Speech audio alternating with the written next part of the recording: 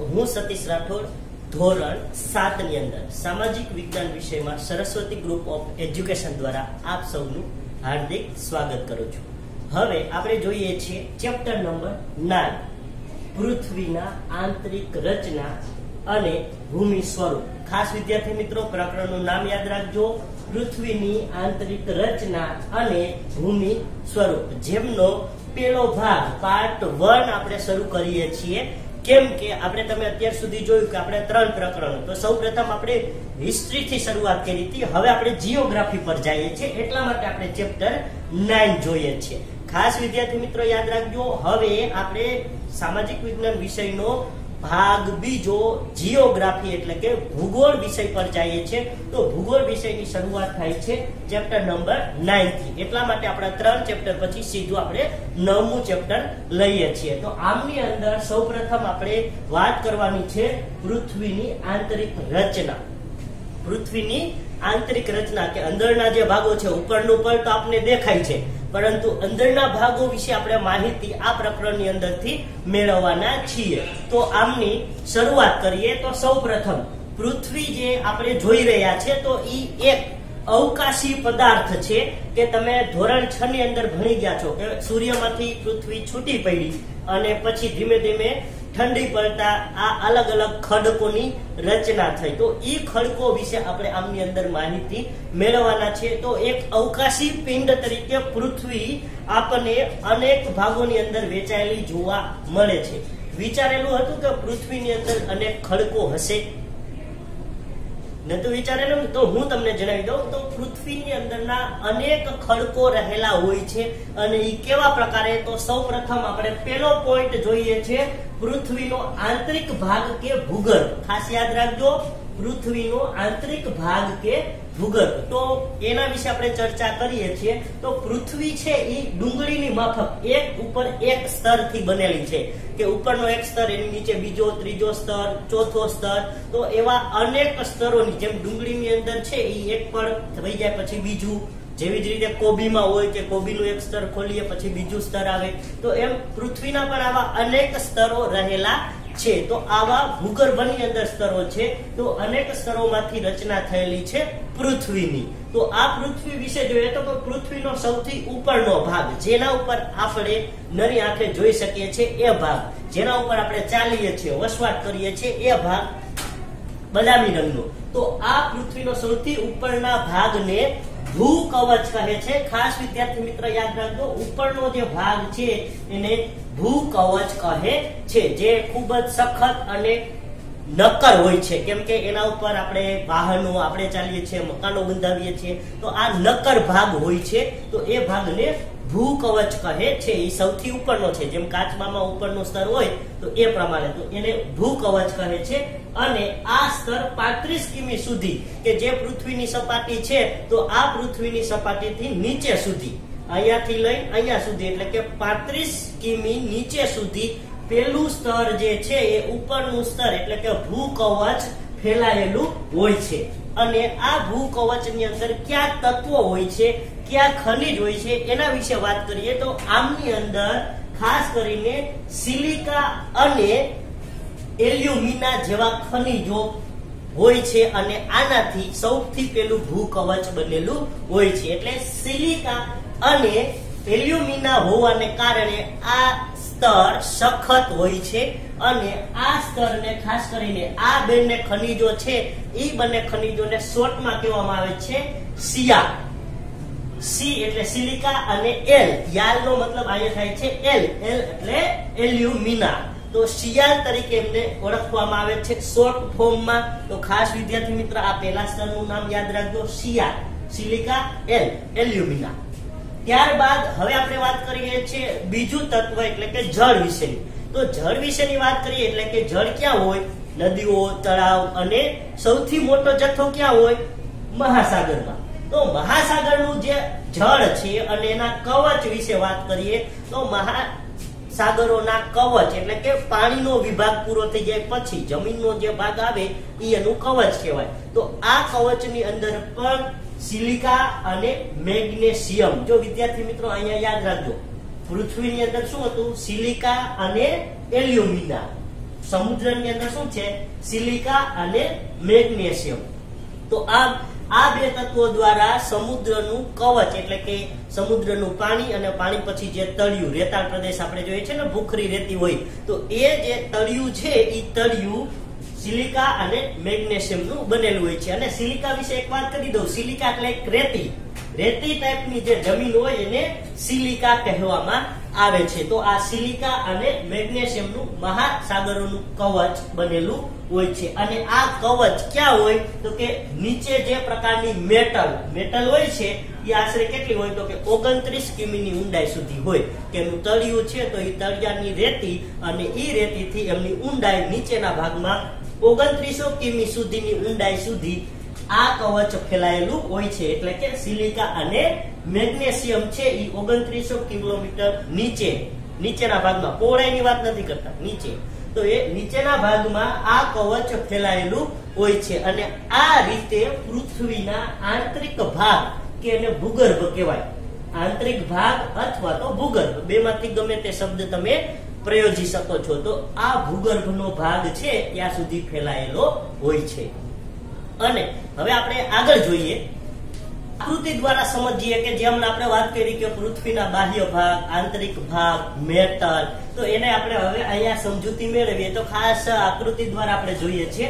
તો આ પૃથ્વી છે, આકૃતિ એટલી બધી હું કઈ પેન્ટર નથી કે સરસ દેખાય, પણ આકૃતિ માની લેજો કે આ પૃથ્વી છે. તો પૃથ્વીના પોપડામાં આપણે આ અંદરના ભાગ વિશે આપણે વાત કરીએ છીએ. જેમની અંદર આપણે જોઈએ તો આ પૃથ્વીના અંદરના ભાગમાં સૌથી અંદરનો ભાગ આંતરિક ભૂગર્ભ કહે છે.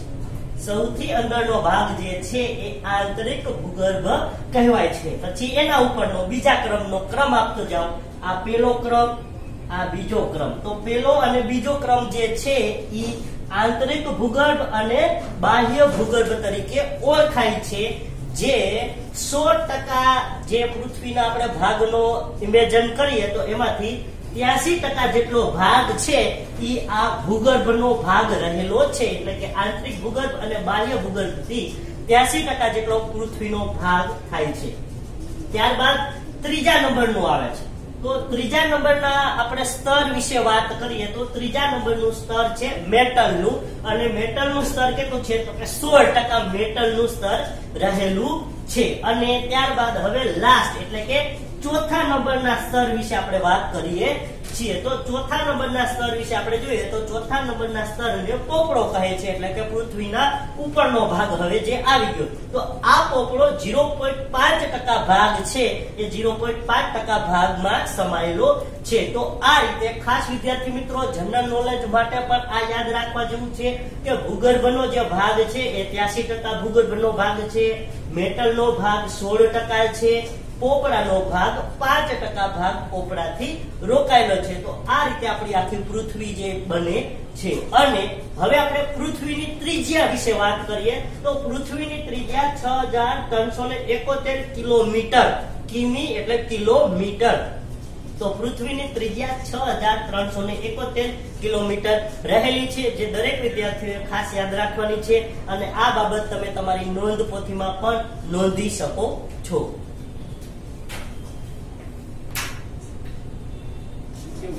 આગળ જોઈએ તો કેન્દ્રીય ભૂગર્ભમાં તાપમાન અને દબાણથી જે કંઈ પણ પદાર્થ હોય તો એ તાપમાન અને દબાણને કારણે કેન્દ્રના ભૂગર્ભમાં રહેલો જે આ ભૂગર્ભમાં, તો ભૂગર્ભમાં રહેલો જે વસ્તુ છે કે પદાર્થ છે તો એ પદાર્થ તાપમાનને કારણે, કેમ કે હવે ભૂગર્ભમાં છે એટલે દબાણ લાગવાનું છે, તો એ દબાણ અને તાપમાનને કારણે શું થાય છે તો કે એની ઘનતા જે છે એને રોકેલો ભાગ, તો એ ઘનતા ખૂબ વધુ હોય છે. કેમ કે એક દબાણને કારણે બીજું તાપમાન, તો એના કારણે એની ઘનતા છે એ ઘનતા વધી જતી હોય છે. તો અહીંયા આપણો પેલો પોઈન્ટ પૃથ્વીનો આંતરિક ભાગ કે ભૂગર્ભ પૂરો થાય છે. હવે આપણે જોઈએ બીજો ભાગ એટલે કે બીજા પોઈન્ટ વિશે આપણે હવે આગળ સમજૂતી મેળવીએ. ખડકો અને ખનિજો. તો ખડકો અને ખનિજોની અંદર ખડકો વિશે આપણે વાત કરીએ તો કે ખડકોના પ્રકાર જે છે એ પ્રકાર એના શેના આધારે રચાય છે તો કે ખડકોના પ્રકાર, ગુણ, કણના કદ અને એની સાથે નિર્માણ પ્રક્રિયા. નિર્માણ પ્રક્રિયા એટલે કે એને બનવા માટેનું નિર્માણ થવું, એમની રચના થવી. તો એ રચના માટેની જે પ્રક્રિયા છે ઈ પ્રક્રિયાના આધારે આ ખડકો અલગ અલગ પડી જાય છે, એટલે કે એ અલગ અલગ પ્રકારમાં બની જાય છે. તો ખાસ આ યાદ રાખજો કે ખડકોના પ્રકાર કોના કારણે પડે છે. જો વિદ્યાર્થી મિત્રો તમને પ્રશ્ન પૂછાય કે ખડકોના પ્રકાર કોના કારણે બને છે, તો એમનો જવાબ આવી શકે કે ખડકોના પ્રકાર તેમના ગુણ, કણના કદ અને નિર્માણ પ્રક્રિયા. તો આ ત્રણ બાબતોના આધારે ખડકો અલગ અલગ પ્રકારની અંદર વિભાજિત થઈ જાય છે, અને આ ખડકોના અલગ વિભાજન છે એ કયા પ્રકારે થાય છે. તો બીજો પ્રશ્ન તમને એ પણ પૂછી શકાય કે ખડકોના પ્રકાર જણાવો. તો ખડકોના ત્રણ પ્રકાર છે, ખાસ યાદ રાખજો. ખડકોના ત્રણ પ્રકાર છે. પહેલો અગ્નિકૃત ખડક, બીજો જળકૃત ખડક અને ત્રીજો રૂપાંતરિત ખડક. તો આવા ત્રણ પ્રકારે ખડકોને વિભાજિત કરવામાં આવ્યા છે. હવે આપણે જોઈએ કે એના નામ અગ્નિકૃત પડ્યું છે તો કેવી રીતે. તો કે લેટિન ભાષામાં ઇગ્નિયસ, લેટિન ભાષામાં ખાસ યાદ રાખજો ઇગ્નિયસ. ઇગ્નિયસ નો મતલબ થાય છે અગ્નિ. ઇગ્નિયસ નો મતલબ શું થાય છે? અગ્નિ. તો અગ્નિના આધારે એને અગ્નિકૃત ખડક કહેવાયું. ત્યારબાદ બીજો પ્રકાર છે જળકૃત ખડક. તો લેટિન ભાષામાં સેડિમેન્ટમ. તો સેડિમેન્ટમ એટલે શું થાય? સ્થિર. જળકૃત ખડક હોય તો એ સ્થિર હોય, તો સેડિમેન્ટમ એટલે એનો મતલબ થાય છે સ્થિર. તો આ રીતે જળકૃત ખડકની રચના થઈ. અને ત્યારબાદ ત્રીજો રૂપાંતરિત ખડક છે. તો એ ખાસ યાદ રાખજો, અહીંયા હવે ભાષા બદલી જાય છે, એટલે કે ગ્રીક ભાષા. પેલા બે ભાગની અંદર લેટિન ભાષા હતી, ત્રીજો છે ગ્રીક ભાષાની અંદર મેટામોર્ફિક. ખાસ યાદ રાખજો મેટામોર્ફિક એટલે શું થાય એનો મતલબ? તો કે સ્વરૂપમાં બદલાવ. મેટામોર્ફિક એટલે સ્વરૂપમાં બદલાવ. તો આ સ્વરૂપની અંદર બદલાવ આવે છે, તો એ બદલાવને આપણે બીજું એક શબ્દ કેવો હોય તો એને કહેવાય રૂપાંતરણ. બદલાઈ જાય, એક હોય બીજામાં જાય તો રૂપાંતરણ થયું. એના આધારે આવા ત્રીજા પ્રકારના ખડકને કહેવામાં આવે છે રૂપાંતરિત ખડક. તો આ ખડકોના ત્રણ પ્રકારો પડે છે, ખાસ યાદ રાખજો અગ્નિકૃત ખડક, જળકૃત ખડક અને રૂપાંતરિત ખડક. તો આમ ત્રણ, જેમની અંદર લેટિન ભાષા અને ગ્રીક ભાષા. તો આ ત્રણ ભાષાની અંદરના આધારે એ ખડકોના પ્રકાર એ રીતે વિભાજિત કરવામાં આવેલા છે. હવે આપણે આગળ જોઈએ તો વધારે માહિતી મેળવીએ આ ખડકો વિશેની. જે આપણે પ્રકારો જોયા તો ઉપરની માહિતી હતી કે એમને અંગ્રેજીમાં ઇગ્નેશિયસ શા માટે કહેવામાં આવે છે. તો અગ્નિકૃત ખડકની અંદર હવે આપણે જોઈએ તો અગ્નિ. તો અગ્નિ એટલે ગરમ હોય, તો ગરમ પૃથ્વીની અંદર ક્યાં હોય? તો કે પૃથ્વીના અંદરના ભાગની અંદર. એટલે અગ્નિકૃત ખડકના પણ બે ભાગ પડે છે, આંતરિક અને બાહ્ય. ખાસ એ પણ યાદ રાખજો, બે પ્રકાર છે અગ્નિકૃત ખડકના, આંતરિક અને બાહ્ય. કારણ કે ગરમ મેઘમાં તમે લાવા રસ કયો કે મેઘમાં કયો બંને એક જ છે. તો એ ગરમ મેઘમાં ઠંડો થઈ જાય અને એ ઠંડો થઈ જતા નક્કર થાય છે. એટલે કે એમાં નાના નાના દાણા કે મોટા મોટા દાણાની અંદર ઠંડો પડી જતા નક્કર બની જાય છે. અને ત્યારે આ પ્રકારના જે ખડક બને છે એ ખડકને અગ્નિકૃત ખડક કહે છે. આ અગ્નિકૃત ખડકની વ્યાખ્યા પણ થઈ ગઈ. તો વિદ્યાર્થી મિત્રો ખાસ યાદ રાખજો, ગરમ મેઘમાં કે લાવા ઠંડો પડતા તે નક્કર થઈ જાય છે, અને ત્યારે આ પ્રકારના જે ખડકો છે એ ખડકોને અગ્નિકૃત ખડક કહે છે. અગ્નિકૃત ખડક બે પ્રકારના છે, એટલે કે આ ખડકો આંતરિક અગ્નિકૃત ખડક અને બાહ્ય અગ્નિકૃત ખડક. હવે આંતરિક અને બાહ્ય કેવી રીતે હોય એના વિશે વાત કરીએ તો એની પહેલા એક પ્રશ્ન છે તમારા માટે, ખાસ વિચારજો. આ પ્રશ્ન વિશે તમારે વિચારવાનું છે કે તમે જ્વાળામુખીની કલ્પના કરી છે? જ્વાળામુખી ફાટે તો કેવી રીતે ફાટે છે? જ્વાળામુખીને કારણે નુકસાન કેવું થાય છે? આ બધી તમે ક્યારેય કલ્પના કરી છે? નથી કરી તો આ વિશે વિચારો અને કલ્પના કરો કે જ્વાળામુખીથી નુકસાન અને બ્લાસ્ટ કેવી રીતે થાય છે. ત્યારબાદ આગળ હવે આપણે વાત કરીએ તો મેઘમાં એટલે કે લાવા રસ જ છે. તો આ લાવા છે એ સપાટી ઉપર આવે છે, એટલે કે પૃથ્વીની સપાટી. સપાટી કોની? તો કે પૃથ્વીની સપાટી ઉપર બહાર નીકળે છે અને પથરાય છે, એટલે કે ફેલાઈ જાય છે. અને ફેલાય છે તો આ જે ભાગ બાહ્ય ભાગ છે, એટલે કે બહાર આવ્યો પૃથ્વીની સપાટી ઉપર. તો બહાર આવતા આ ખડકને કેવો ખડક કહેવામાં આવે છે? તો કે બાહ્ય અગ્નિકૃત ખડક. તો આ બાહ્ય અગ્નિકૃત ખડક છે અને એમનું ઉદાહરણ કયું છે? તો કે બેસાલ્ટ. ઉદાહરણ તરીકે બેસાલ્ટ જે છે, આ પ્રકારની આપણે ખનિજ મળી આવી છે ને, ધાતુ. તો આ પ્રકારની જે ધાતુ છે એ અગ્નિકૃત ખડકના બાહ્ય અગ્નિકૃત ખડકનો ભાગ છે. ત્યારબાદ બીજા એટલે કે આંતરિક ખડક વિશે વાત કરીએ તો કે ભૂકવચની અંદર જ રહે, ઈ બહાર આવતું નથી, કે પૃથ્વીની સપાટી ઉપર નથી આવતું. પૃથ્વીની સપાટી ઉપર આવવાનો પ્રયત્ન કરતો હોય પણ વચ્ચેના ભાગમાં એવા ખડકો આવી જાય છે તો ઈ ઉપર સુધી આવી શકતું નથી. અને આ નીચેના ભાગમાં શું થાય છે? તો કે નીચેના ભાગમાં જે ઠરી જાય, તો નીચેના ભાગમાં જ્યારે ઠરી જાય છે તો તે બને છે આંતરિક અગ્નિકૃત ખડક. એટલે કે આ આંતરિક ભાગને આંતરિક અગ્નિકૃત ખડક કહે છે. અને આના ઉદાહરણની અંદર આપણે વાત કરીએ તો ગ્રેનાઇટ, કે ગ્રેનાઇટના પથ્થરો નીચેના ભાગમાંથી આપણે મળી આવે છે ખોદકામ દરમિયાન, તો ઈ એક અગ્નિકૃત ખડકનો જ ભાગ છે પણ ઈ ઉપર સુધી પહોંચી શક્યા નથી. તો આવા ગ્રેનાઇટના પથ્થરો અગ્નિકૃત ખડકોના ઉદાહરણ છે. ત્યારબાદ હવે આપણે આગળ વાત કરીએ, એટલે કે અહીંયા આપણે અગ્નિકૃત ખડકની પેલા પ્રકાર વિશે, અગ્નિકૃત ખડકની આપણે હવે માહિતી મળી ગઈ. હવે આપણે આગળના બીજા પ્રકાર વિશે માહિતી મેળવીએ છીએ, જળકૃત કે પ્રસ્તર ખડક. તો જળકૃત ખડકને પ્રસ્તર ખડક પણ કહેવામાં આવે છે. શા માટે એની વાત કરી દઉં તો આ ખડકો છે ઈ ઘસાય છે, અથડાય છે, એટલે કે આગળ જવાને કારણે અથડાય છે કે ટકરાય છે, કે આગળ જતા હોય તો કિનારા સાથે ટકરાય છે. તો આવા ખડકો આ રીતે આવા કણો ટકરાવાને પછી ઢસડાવાને કારણે એમની અંદર ફેરફાર, એટલે કે મોટા હોય તો નાના કણો થઈ જાય છે. તો ઈ ટકરાઈને એમની અંદર ફેરફાર થાય છે, એટલે કે નાના નાના સ્વરૂપમાં રૂપાંતરણ થાય છે. તો આવા નાના સ્વરૂપમાં રૂપાંતરણ થયા બાદ શું થાય છે? તો કે પવન દ્વારા, પવન અને હવા દ્વારા કે પાણી વડે આ ખડકો આગળ વયા જાય છે, બીજા સ્થળે પહોંચે છે, કે એક જગ્યાએથી બીજી જગ્યાએ પહોંચી જાય છે. તો આ પ્રકારના જે ખડકો છે એ આ પ્રક્રિયા થવાને કારણે એને પ્રસ્તર ખડક કહેવાય છે. તો આ પ્રસ્તર ખડક ઢસડાવાને કારણે એક જગ્યાએથી બીજી જગ્યાએ જવાને કારણે બને છે. તો આ ભાગ હતો જળકૃત ખડકનો. તો એમને જળકૃત કે પ્રસ્તર ખડક કહે છે. અને આના ઉદાહરણો જોઈએ તો રેતાળ પથ્થર એમની અંદર સમાવેશ થાય છે, વનસ્પતિ, સૂક્ષ્મ જીવ કે જીવાશ્મી જેવા તત્વોનો સમાવેશ જળકૃત કે પ્રસ્તર ખડકની અંદર કરવામાં આવે છે. હવે અહીંયા એક પ્રશ્ન એ થાય છે કે જીવાશ્મી કોને કહેવાય? થાય ને? તો વિદ્યાર્થી મિત્રો, જીવાશ્મી વિશે જણાવી દઉં તો જીવાશ્મી એટલે કે જેમની અંદર જીવ હતા.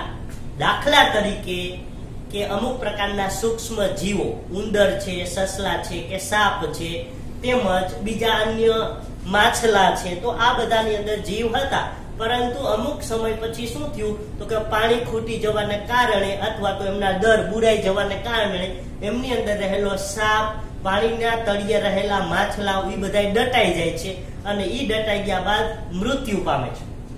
અને એ મૃત્યુ પામતા એમાંથી હવે એક ખડક, બીજા પ્રકારનો ખડક, કેમ કે એમનો શરીર કોહવાઈ જાય છે અને નવા એક ખડકની રચના થાય છે.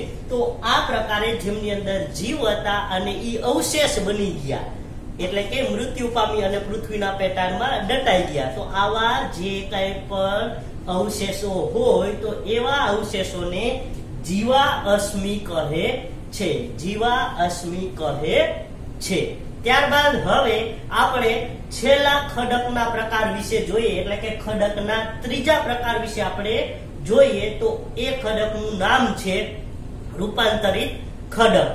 અગ્નિકૃત ખડક અને જળકૃત ખડક. આગળ આપણે જેના વિશે માહિતી મેળવી તો અગ્નિકૃત ખડક અને જળકૃત ખડકો છે એ ઊંચા તાપમાન કે એમને વધુ પ્રમાણમાં દબાણને કારણે જે છે એ હવે આ ખડકોનું રૂપાંતરણ, પરિવર્તન થઈ જાય છે અને એ પરિવર્તન થવાને કારણે ત્રીજા પ્રકારના ખડકોનું, બે ખડકોના આધારે ત્રીજા પ્રકારના ખડકોનું નિર્માણ થાય છે અને આ ખડકોને રૂપાંતરિત ખડકોની અંદર ફેરવાઈ જાય છે. તો આવા ખડકોને રૂપાંતરિત ખડકો કહેવામાં આવે છે. દાખલા તરીકે જેમની અંદર ચીકણી માટી છે, ત્યારબાદ એમની અંદર સ્લેટ છે, ચૂનાનો પથ્થર, આરસ પહાડ, તો આ બધા જે છે એ બધા રૂપાંતરિત ખડકો છે, એટલે કે જળકૃત અને અગ્નિકૃત ખડકમાંથી ફેરવાઈ ગયા અને એ ફેરફારને કારણે રૂપાંતરિત ખડકોની અંદર પરિવર્તન પામ્યા. આવા ખડકો જે છે એ ખાસ કરીને બીજા ખડકમાંથી પરિવર્તન થાય છે અને આ બીજા ખડકમાંથી પરિવર્તન થવાની પ્રક્રિયા, જે પ્રક્રિયા છે એમને ખડક ચક્ર પણ કહે છે. ખાસ વિદ્યાર્થી મિત્રો યાદ રાખજો, ખડક ચક્ર. તો આ રીતે જે પરિવર્તન થવાની પ્રક્રિયા છે કે એક પદાર્થ હોય એ બીજો પદાર્થ, ત્રીજો પદાર્થ બને છે, તો ખડકોમાંથી રૂપાંતરિત થવાની પ્રક્રિયાને ખડક ચક્ર કહે છે. કે પેલા માટી હોય, માટીમાંથી ઈ માટીનો જથ્થો દબાણને કારણે ભેગો થઈ જાય, એમાંથી પથ્થર બને, તો ઈ રૂપાંતરણ છે. તો આવી પ્રક્રિયા જે થાય તો ઈ ખડક ચક્રની અંદર એનો સમાવેશ થાય. છેલ્લે પાછું હતું એમનેમ કે ઈ માટી હવે રાખ બની જાય છે, તો ઈ ફરી પાછું હતું ત્યાં આવી જાય. તો આખું બન્યું ખડક ચક્ર. તો ખડક ચક્ર એમને કહેવામાં આવે છે. અને આવા ખડકો એટલે કે રૂપાંતરિત ખડકોને વધુ પ્રમાણમાં દબાણ અને તાપમાન મળે છે અને એને કારણે ઈ પીગળી જાય છે અને ઈ પીગળી જવાને કારણે ફરી પાછું ઈ મેગ્મા બની જાય છે. એટલે કે ખડકોના નિર્માણની પ્રક્રિયા મેઘમાંથી શરૂ થઈ હતી અને ફરી પાછા છેલ્લે રૂપાંતરિત ખડકોમાંથી ઈ ફરી પાછા મેઘમા બની જાય છે. એટલે કે લાવારસ ફરી પાછા બની જાય છે. એટલે હતા ને ત્યાં પહોંચી જાય છે. તો આ પુનઃ મેઘમા બનવાની પ્રક્રિયા રૂપાંતરિત ખડકમાં થાય છે. અને આ તમામ ખડકો જે છે કે આપણે આગળ જોયા, જળકૃત ખડક, અગ્નિકૃત ખડક અને છેલ્લે આ રૂપાંતરિત ખડક. તો આ તમામ ખડકો છે તો એ ખડકો એક પ્રકારના ભૌતિક ગુણધર્મ ધરાવે છે અને એની સાથે સાથે એક રાસાયણિક મિશ્રણ થાય છે. તો ભૌતિક ગુણધર્મ અને રાસાયણિક મિશ્રણને કારણે આ એક યોગ્ય પ્રક્રિયા છે કે જેમની અંદર એમનો ઈંધણ તરીકે ઉપયોગ થાય છે, ઔષધિ તરીકે પણ એમનો ઉપયોગ થાય છે. તો આવા પ્રકારના અલગ અલગ ખડકો રહેલા હોય છે. અને આપણું આ પેલું સેશન, પેલો ભાગ છે એ અહીંયા આપણે પૂર્ણ કરીએ છીએ અને આ સેશનના અંતે તમને એક હોમવર્ક સ્વરૂપે વર્કશીટ આપવામાં આવશે, જેમની અંદર વિકલ્પ, ખરા ખોટા, ખાલી જગ્યા, 2 વાક્યના પ્રશ્નો પૂછાયેલા હશે તો તેમના ઉત્તર તમારે લખવાના રહેશે. ધન્યવાદ.